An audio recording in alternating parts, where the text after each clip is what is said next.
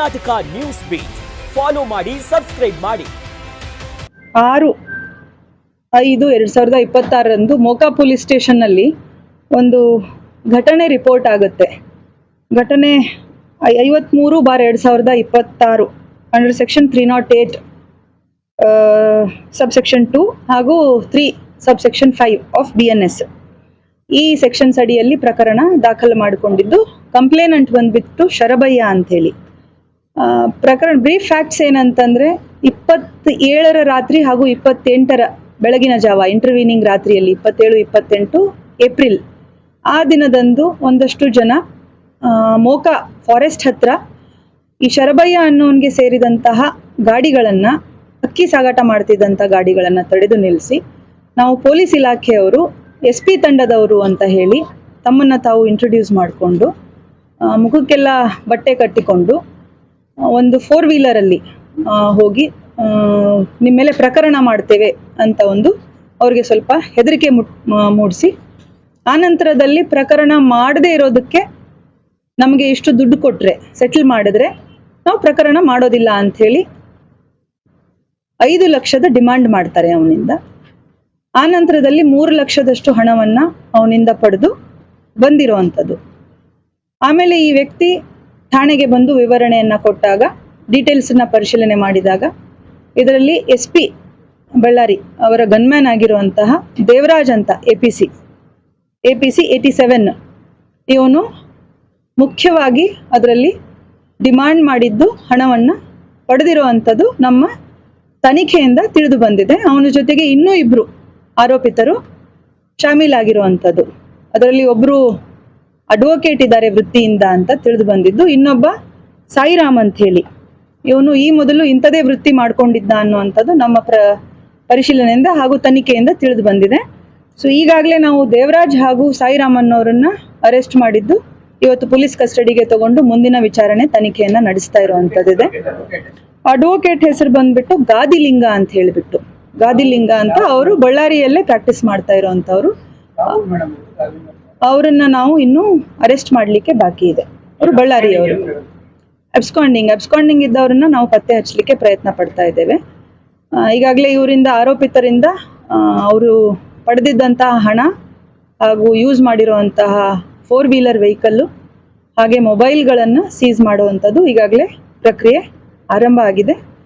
So ನಾವು ಮುಂದಿನ ಕಸ್ಟಡಿಯಲ್ಲಿ ಅವರನ್ನು ಇನ್ನೂ ಹೆಚ್ಚಿನ ತನಿಖೆ ಮಾಡಿ, ಈ ಮೊದಲು ಇಂಥ ಏನಾದರೂ ಅವರು ಅಫೆನ್ಸ್ಗಳನ್ನ ಮಾಡಿದಾರಾ ಅನ್ನುವಂಥದ್ದು ನಾವು ಪತ್ತೆ ಹಚ್ಚಬೇಕಾಗಿದೆ.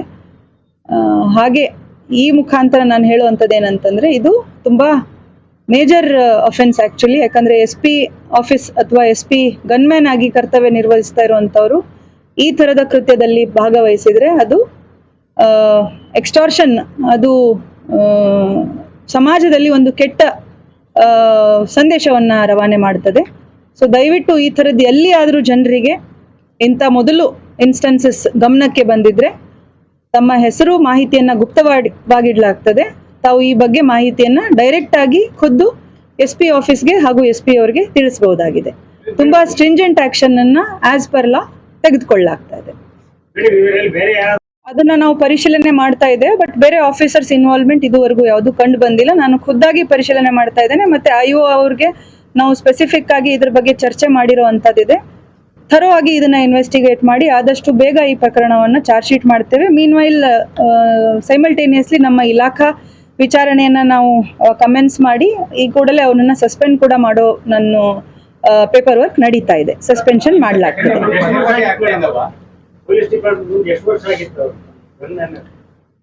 ಈ ವ್ಯಕ್ತಿ ಗನ್ಮ್ಯಾನ್ ಆಗಿ ಕಳೆದ 4 ವರ್ಷದಿಂದ ಇವರು ಗನ್ಮ್ಯಾನ್ ಆಗಿ ಇದ್ದಾರೆ. SP ಅವರಿಗೆ ಇಲಾಖೆಗೆ ಬಂದಿದ್ದು 2019 ಅಂತ ಕಾಣುತ್ತೆ.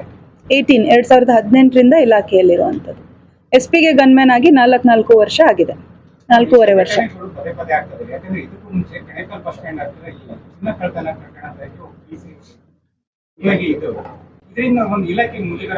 ಯಾವ ಏನಂತ ಆಗಿತ್ತು, ಯಾವಾಗ? ಓಕೆ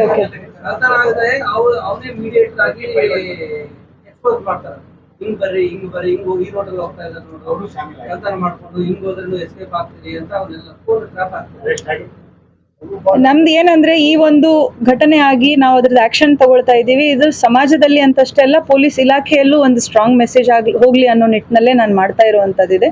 ನಾವು ಅರೆಸ್ಟ್ ಮಾಡಿ ಅವರನ್ನ ಜೈಲಿಗೆ ಕಳಿಸ್ತಾ ಇರುವಂತದ್ದು as per law strong message ಕಳಿಸೋದು ಒಂದು ಪ್ರಯತ್ನ. ಇಂಥದ್ದು ಏನೇ ಬಂದ್ರು ಜನರು ನಮ್ಗೆ ಇಮಿಡಿಯೇಟ್ ತಿಳಿಸ್ಲಿ ವಿಷಯಗಳನ್ನ, ಮತ್ತು ನಾವು ಅಷ್ಟೇ ಸ್ಟ್ರಾಂಗ್ ಆಗಿ ಆಕ್ಷನ್ ತಗೊಳ್ತೇವೆ. ಮಾಡ್ಬೋದು. ಸಾರ್ವಜನಿಕರು ತುಂಬಾ ಜನ ಕರೆ ಮಾಡ್ತಾ ಇರ್ತಾರೆ. ನಾನು ಮಾಹಿತಿಯನ್ನ ತಗೊಂಡು ಅವ್ರ ಹೆಸರನ್ನ ಗೌಪ್ಯವಾಗಿಟ್ಟೆ ನಾವು ಆಕ್ಷನ್ ತಗೊಳ್ತೇವೆ. ವೆರಿಫೈ ಮಾಡೋದಕ್ಕೆ ಏನು ರಿಕ್ವೈರ್ಡ್ ಸ್ವಲ್ಪ ಮಾಹಿತಿಗಳನ್ನ ಒದಗಿಸ್ಬೇಕಾಗುತ್ತೆ.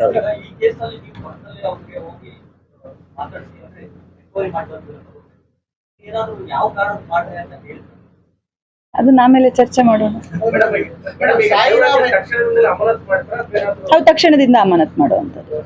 ಹೌದು, ಇವತ್ತಾಗ್ಬೇಕು ಪೇಪರ್ ವರ್ಕು, ಇವತ್ತೇ ಅಮಾನತ್ ಮಾಡ್ತೀನಿ.